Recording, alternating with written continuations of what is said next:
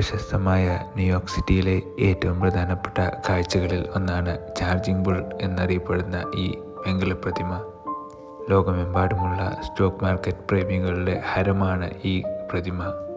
ലോകമെമ്പാടുമുള്ള വിനോദസഞ്ചാരികൾ അതിൻ്റെ മുന്നിൽ നിന്നും ഒരു സെൽഫി എടുക്കാൻ വളരെ പാടുപെടുന്നത് കണ്ടു.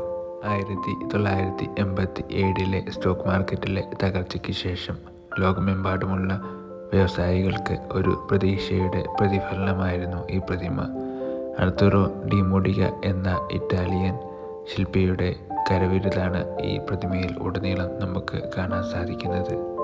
1941 ഇറ്റലിയിലെ സിസിലിയിലാണ് ഡി മോഡിക ജനിച്ചത്. 19ാം നൂറ്റാണ്ടിൽ ലോകമെമ്പാടുമുള്ള ശില്പികളുടെ സ്വപ്ന ലോകമായിരുന്നു ന്യൂയോർക്ക് സിറ്റി. കൗമാര പ്രായത്തിൽ തന്നെ അനേകം പ്രതിമകൾ നിർമ്മിച്ച ഡി മോഡിക പിന്നീട് ന്യൂയോർക്കിലേക്ക് ചേക്കേറി. അത് ന്യൂയോർക്കിൻ്റെ ചരിത്രത്തിൽ തന്നെ സ്ഥാനം പിടിക്കുന്ന ഒരു മാറ്റങ്ങളിൽ ഒന്നായിരുന്നു. വർഷങ്ങളായി യൂറോപ്പിൽ ചിലവഴിച്ചിട്ടും കിട്ടാതിരുന്ന നേട്ടങ്ങൾ ന്യൂയോർക്ക് സിറ്റി നൽകിയതിന് തിരിച്ചുള്ള പ്രതിഫലമായിരുന്നു ഈ പ്രതിമ. 87 അന്ത്യങ്ങളിൽ ലോകമെമ്പാടും വീശിയടിച്ച സ്റ്റോക്ക് മാർക്കറ്റ് തകർച്ചയിൽ നിന്നും വ്യവസായികൾക്ക് മുന്നേറാൻ എന്തെങ്കിലും ഒരു പ്രചോദനം നൽകണം എന്ന ലക്ഷ്യത്തോടെയാണ് ഈ പ്രതിമ രൂപീകരിച്ചത്.